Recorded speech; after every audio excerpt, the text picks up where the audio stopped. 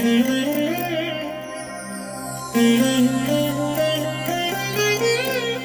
దినం పరము నుండి దిగివచ్చు మాట. ఇది నీ జీవితానికి వెలుగుల బాట. నీ ఒడిలో ఉంచబడిన దీవెనల మూట, అద్భుతాల ఆనంద ఊట. ఆగస్టు 30 సంవత్సరమంతా మీరు బైబిల్ చదివి ముగించడానికి ఈరోజు మీరు చదవలసిన లేఖన భాగము ఉదయం 129, 130 మరియు 131 కీర్తనలు.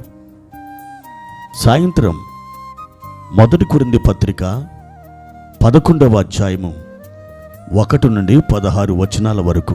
ప్రియమైన దేవుని బిడ్డలారా, ఈ ఉదయకాల సమయంలో ప్రభు యొక్క కృప మిమ్మల్ని బలపరచునుగాక.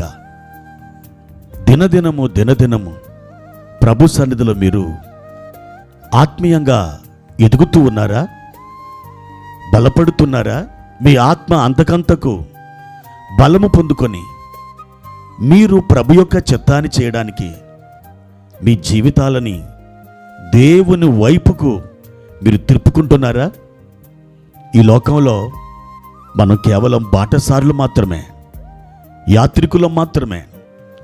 మనం అట్టే స్థిరముగా ఉండిపోయే జీవితాలని ఇక్కడ మనం జీవించడం లేదు.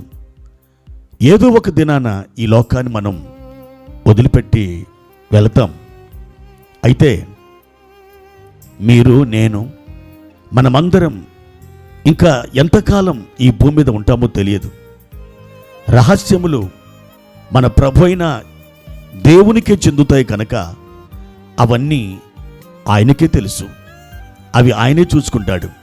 కానీ ప్రియ దేవుని బిడ్డలారా, దేవుడు నీకు ఇచ్చిన కాలాన్ని, ఆ సమయాన్ని ఎంత మాత్రమును వ్యర్థము చేసుకోకుండా అర్థవంతముగా ప్రభువులో మీరు దినదినం ఆత్మీయ అభివృద్ధి పొందుకున్నట్లుగా మీ జీవితాలని పరిశుద్ధాత్మ చేతులకు అప్పగించుకొని మీరు మీ యాత్ర చేస్తున్నట్లయితే ఒకనొక దినాన దేవుని చేత భలా నమ్మకమైన మంచి దాసుడా, భలా నమ్మకమైన మంచి దాసురాలా అనే ఒక అద్భుతమైనటువంటి ప్రశంసని మీరు పొందుకుంటారు.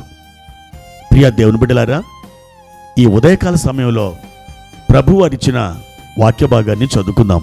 100వ కీర్తన 1-2 వచనాలు చదువుకుందాం. సమస్త దేశములారా యెహోవాకు ఉత్సాహధ్వని చేయుడి, సంతోషముతో యెహోవాను సేవించుడి. ఉత్సాహగానము చేయుచు ఆయన సన్నిధికి రండి. ప్రియమైన దేవుని బిడ్డలారా, కీర్తనకారుడు ఆత్మ ద్వారా ప్రేరేపించబడి ఈ అద్భుతమైనటువంటి మాటని రాస్తున్నాడు. ఏమిటా మాట?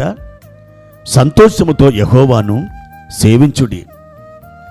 ఈ రోజున ఈ మాటని ఉన్నది ఉన్నట్టుగా మనం నెరవేర్చగలిగితే మన జీవితంలో బ్రహ్మాండమైన కార్యాలు మనం చూడగలం.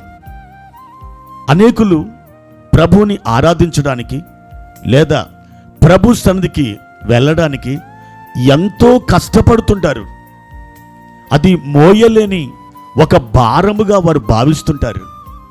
మందిరానికి వెళ్ళాలన్నా, సువార్త ప్రకటించాలన్నా, సాక్ష్యం చెప్పాలన్నా, మందిరములో పరిచర్య చేయాలన్నా, దేవుని సంబంధమైన కార్యక్రమాలు నిర్వహించాలన్నా వారు ఎవరో వచ్చి పురమాయిస్తే, బలవంతం చేస్తే అప్పుడు కానీ కదలరు.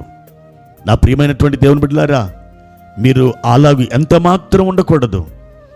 సంతోషముతో ప్రభువుని మీరు సేవించడం ప్రారంభించండి. ఎప్పుడైతే మీరు సంతోషంతో ప్రభువుని సేవిస్తారో దేవుని బిడ్డ, అది ప్రీతికరమైన ఆరాధనగా, అది ప్రీతికరమైన సేవగా, అది ప్రీతికరమైన పరిచర్యగా మారిపోతుంది. అలాంటి వారిని బట్టి దేవుడు ఎంతో ఆనందిస్తాడు. వారికి ఏదైనా అనుగ్రహించాలన్నా ఆయన ఎంత మాత్రం ఆలోచించకుండా వారికి ఫలానిది, వారికి అవసరమైనది ఆయన తీరుస్తాడు. అందుకని మీ జీవితములలో దేవుని కొరకు ఏదైనా చేయగోరినట్లయితే సంతోషముతో దానిని మీరు చేయండి, ఆసక్తితో చేయండి. అప్పుడు మీరు కృప వెంట కృప అద్భుతంగా పొందగలుగుతారు. మీరు దేని విషయంలో సంతోషపడతారో దానిని ఎంత కష్టమైనా చేయడానికి ఇష్టపడతారు కదా. అదేవిధంగా మీరు దేవుణ్ణి ఆరాధించడానికి, దేవునిని సేవించడానికి మీ లోపల దానిని సంతోషంగా భావించండి. అప్పుడు అది ఎంత కష్టమైనా మీరు దాన్ని చేసి ముగించగలుగుతారు. దేవుని కృప మీకు తోడైనగాక. ప్రార్థన. ప్రియమైన తండ్రి, మీ ఘనమైన నామానికి వందనాలు. ఈ ఉదయకాల సమయంలో మీరు మాతో తేటగా స్పష్టంగా మీ వాక్యము ద్వారా మాట్లాడుచున్నందుకే వందనాలు. మా తండ్రి, మేము సంతోషముతో మిమ్మల్ని సేవించడానికి, సంతోషముతో ప్రభువా మిమ్మల్ని వెంబడించడానికి, సంతోషముతో మీ వాక్యాన్ని గైకొనడానికి మాకు సహాయము చేయండి. మీ ఘనమైనటువంటి నామానికి మహిమ తెచ్చుకొనండి. మా ప్రియ తండ్రి, మా జీవితాలలో క్రొత్త ఆత్మీయ మలుపులు తిరగడానికి, మేము సంతోషముతో మీ నామాన్ని ఘనపరిచేందుకు, మీ కార్యమును నిర్వహించేందుకు మాకు కృపను అనుగ్రహించమని యేసు నామమున ప్రార్థించి వేడుకుంటున్నాము తండ్రి. ఆమెన్.